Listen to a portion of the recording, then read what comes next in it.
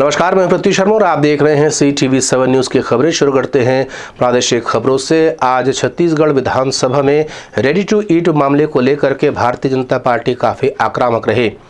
उन्होंने सदन में स्थगन ला करके इस पर विचार विमर्श करने की बात कही, जिस पर सरकार तैयार भी हो गई, लेकिन समय निर्धारित किया गया 3 बजे का, जिसको लेकर के भाजपा ने अपना विरोध जताया है।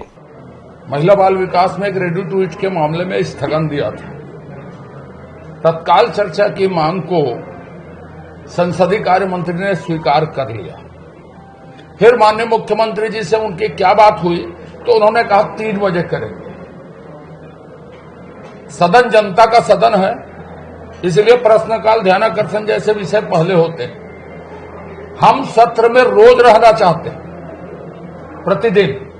हमने अभी अध्यक्ष महोदय से आग्रह किया है कि बजट कर लिया जाए और स्थगन पे अभी तत्काल चर्चा शुरू की जाए। यदि वो तैयार हैं तो फिर हम चर्चा में भाग लेंगे, अन्यथा हम चर्चा में भाग नहीं ले पाएंगे। सत्तारूढ़ दल का जो रवैया है वो सदन चलाने का नहीं है, सदन का नाटक का है, क्योंकि उनके बजट में बताने के लायक कुछ नहीं है। इसलिए वो खुद चाहती है कि बजट पे चर्चा पे विपक्ष अनुपस्थित रहे।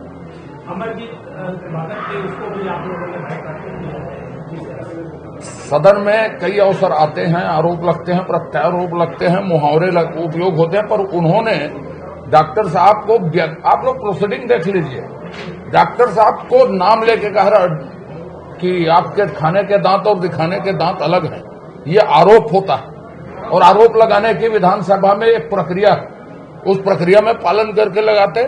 और चूंकि 3 बार के वरिष्ठ मुख्यमंत्री हैं प्रदेश के, और इसलिए उसके ऊपर व्यक्तिगत आक्षेप करना निंदनीय है। वहीं इस मामले पर पलटवार करते हुए कृषि मंत्री रविंद्र चौबे का कहना है कि जब समय निर्धारित हो गया है तो जिस तरीके से भारतीय जनता पार्टी के सदस्यों का व्यवहार है वो समझ से परे है। मुझे लगता है कि प्रतिपक्ष पूरी तरह कंफ्यूज है, भ्रमित है। उन्होंने रेडी टू ईट का मामला उठाया और माननीय अजय जी ने कहा इसको हम तत्काल स्थगन को ग्राह्य किया जाए। सदन में हमने कहा इसको तत्काल ग्राह्य किया जाए और चर्चा कराया जाए। अब उसके बाद प्रतिपक्ष भाग क्यों रहा है, ये हमारी समझ से परे है। हमारी मांग पर आसंदी ने उस मसले को ग्राह्य किया और चर्चा के लिए समय मुकर्रर किया 3 बजे। अब आसंदी का समय तय करने का काम आसंदी का है। तो आसंदी ने बहुत बार ऐसा हुआ है कि शासकीय काम निपटाने के बाद स्थगन पे चर्चा होती है, ताकि प्रतिपक्ष भागना क्यों चाहता है, खुद मुद्दे उठा लेंगे और मुद्दों पे चर्चा नहीं करेंगे, तो मैं समझता हूं ये प्रतिपक्ष का दुर्भाग्य है। वहीं एक सवाल का जवाब देते हुए कृषि मंत्री रविंद्र चौबे का कहना है कि जितनी चिट फंड कंपनियां थीं इसके पहले राज्य में जो खुली थीं, सबका उद्घाटन भारतीय जनता पार्टी के बड़े बड़े नेताओं ने किया था। और अब जब इसकी जांच हो रही है तो ये सारी दुकानें न सिर्फ बंद की जा रही हैं बल्कि इनसे पैसों की रिकवरी भी करी जा रही है, जिसकी वजह से भारतीय जनता पार्टी को तकलीफ होना समझ से परे है। अब वो विपक्ष हताश क्यों है ये तो विपक्ष जाने, लेकिन छत्तीसगढ़ में जितनी भी चिट फंड कंपनियां आई और अपना दफ्तर प्रारंभ किया, उन सारे दफ्तरों का उद्घाटन भारतीय जनता पार्टी की तत्कालीन सरकार के जिम्मेदार से जिम्मेदार लोगों ने किया। अब चिट फंड के सारे डायरेक्टरों के खिलाफ कार्रवाई हो रही है तो उनकी पीड़ा स्वाभाविक है, लेकिन आदरणीय भूपेश बघेल जी ने, मुख्यमंत्री जी ने तय किया है कि जो निवेशक हैं उनके पैसों की वापसी की जाएगी और चिट फंड के जो लोग दोषी हैं उनके खिलाफ सख्त से सख्त कार्रवाई की जाएगी। इधर बिरगांव चुनाव को ध्यान में रखते हुए भारतीय जनता पार्टी ने आज अपना संकल्प पत्र जारी किया है, जिसमें आबादी पट्टे देने की बात कही जा रही है। साथ ही साथ CCTV कैमरे लगाने सहित और भी ऐसे कई वादे हैं जिनको इसमें शामिल किया गया है। भारतीय जनता पार्टी ने अपने संकल्प पत्र में कहा है कि नगर निगम क्षेत्र के गाँव और शहरी क्षेत्रों के तालाबों का संरक्षण किया जाएगा और उनका सौंदर्यीकरण भी किया जाएगा। निगम क्षेत्र में स्थित सभी मुक्ति धामों के समुचित विकास भी किया जाएगा। स्थानीय उद्योगों में स्थानीय लोगों को काम मिल सके उसके लिए पॉलिटेक्निक महाविद्यालय और ITI सहित कौशल विकास प्रशिक्षण केंद्र भी शुरू किए जाएंगे। साथ ही साथ कन्या महाविद्यालय एवं कन्या हायर सेकेंडरी स्कूल का निर्माण भी कराया जाएगा। कवर्ड यानी ढकी हुई नालियों का निर्माण भी कराया जाएगा, जिससे कि पूरे इलाके को धूल मुक्त किया जा सके। और 100 बिस्तर के अस्पताल शुरू करने की बात भी इस संकल्प पत्र में कही गई है। उन्होंने मीडिया से चर्चा की और संकल्प पत्र की बातों को दोहराया। हमने 18 बिंदुओं का घोषणा पत्र मूलभूत आवश्यकताओं को ध्यान में रखते हुए जनता की समस्याओं का समाधान हो, इस दिशा का घोषणा पत्र, संकल्प पत्र हम लोगों ने बनाया। ये संकल्प पत्र नहीं, विश्वास पत्र है। कांग्रेस का घोषणा पत्र हमेशा रद्दी की टोकरी में फेंकने लायक रहता है, झूठ का पुलिंदा कांग्रेस का रहता है। 36 वादे विधानसभा के समय में किए थे, एक भी वादा पूरा नहीं किया। लेकिन भारतीय जनता पार्टी जो कहती है, हमारा महापौर अंबिका यदू जी थी इस नगर निगम में, उन्होंने 350 करोड़ रुपए के विकास के काम कराए। एक भी वार्ड में सड़क नहीं होती थी, बिजली पानी की समस्या होती थी। 104 करोड़ रुपया पेयजल की समस्या के समाधान के लिए आदरणीय डॉक्टर रमन सिंह जी ने यहाँ की नगर निगम को दिया था। सड़कों का जाल बिछाने के लिए, चाहे वो बिजली के पोल लगाने, जितने भी लगे भारतीय जनता पार्टी के महापौर ने किए। बीरगांव में विधायक सत्यनारायण शर्मा की कोई एक भी उपलब्धि नहीं है, न ही भूपेश सरकार की उपलब्धि है। वहीं संकल्प पत्र को लेकर के कांग्रेस के संचार विभाग के प्रमुख सुशील आनंद शुक्ला का कहना है कि भारतीय जनता पार्टी सिर्फ लफासी करती है और जो अधिकार नगरीय निकाय क्षेत्र में आते ही नहीं हैं, उनके वादे भी करके भारतीय जनता पार्टी का झूठ उजागर हो गया है। बीरगांव नगर निगम के लिए भारतीय जनता पार्टी ने आज अपना संकल्प पत्र जारी किया। भारतीय जनता पार्टी का संकल्प पत्र लफाजी का एक नया दस्तावेज है। भारतीय जनता पार्टी ने जो संकल्प पत्र जारी किया है, उसके माध्यम से इस चीज़ को स्वीकार कर दिया कि बीरगांव में उनकी जो परिषद थी, उसने पिछले 5 साल में कुछ भी नहीं किया। मतलब मूलभूत सुविधाओं के लिए भी भारतीय जनता पार्टी के पूर्ववर्ती मेयर ने, पूर्ववर्ती MIC ने बीरगांव में काम नहीं किया था। इस चीज़ को भारतीय जनता पार्टी ने अपने संकल्प पत्र के माध्यम से स्वीकार किया। दूसरी चीज़, भारतीय जनता पार्टी ने अपने संकल्प पत्र में उन वायदों को किया है जिसे करने का अधिकार नगर निकाय को नहीं है। भारतीय जनता पार्टी बोलती है कि आवासहीन गरीबों को पट्टा देंगे। पट्टा देने का अधिकार राज्य शासन के पास है। वर्तमान में छत्तीसगढ़ में कांग्रेस की सरकार है। भारतीय जनता पार्टी बताएगी बीरगांव में किस हिसाब से उनकी मेयर बैठेगी तो पट्टा देंगे।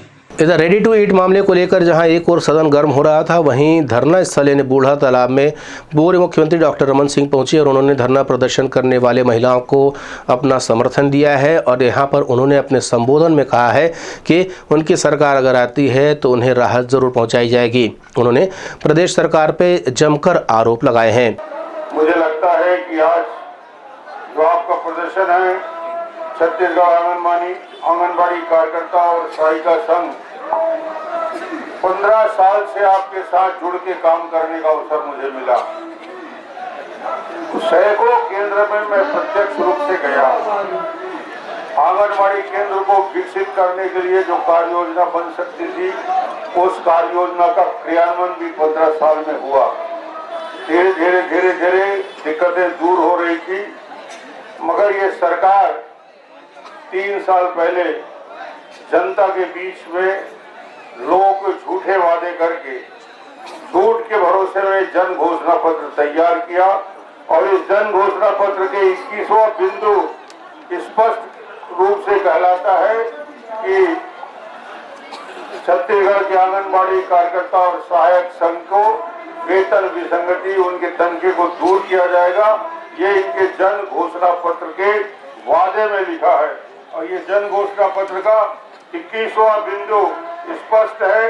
आंगनबाड़ी मध्याह्न भोजन रसोइयों की वेतन में वृद्धि की जाएगी। ये मैं नहीं बोल रहा हूँ, भूपेश बघेल और TS सिंहदेव का जन घोषणा पत्र है। राज्य में फिजियोथेरेपी शिक्षा के स्नातक स्तर की शिक्षाएं उपलब्ध कराते हुए 20 साल बीत चुके हैं, लेकिन इसके आगे की सुविधाएं अभी उपलब्ध नहीं हैं। लगभग 50 सीटें हैं, जिसको लेकर के यहाँ के छात्रों में संतोष भी है। साथ ही साथ 4 प्रमुख मांगे ऐसी थी जिनको लेकर के आज उन्होंने पत्रकार वार्ता ली और राज्य सरकार पर ध्यान नहीं देने का आरोप लगाया। उनका कहना है कि छात्रावास भवन की सुविधा उन्हें मुहैया कराई जाना चाहिए। स्नातकोत्तर MPT पाठ्यक्रम का संचालन भी यहाँ किया जाना चाहिए। इसके साथ ही साथ इंटर्नशिप स्टाइपेंड राशि में बढ़ोतरी की जाना चाहिए। अभी उन्हें मात्र 3500 रुपये दिए जाते हैं। इसके अलावा स्वतंत्र रूप से बाहरी रोग विभाग यानी OPD का संचालन भी किया जाना चाहिए, क्योंकि अभी ये सिर्फ एक कमरे से ये सुविधा उपलब्ध करा रहे हैं।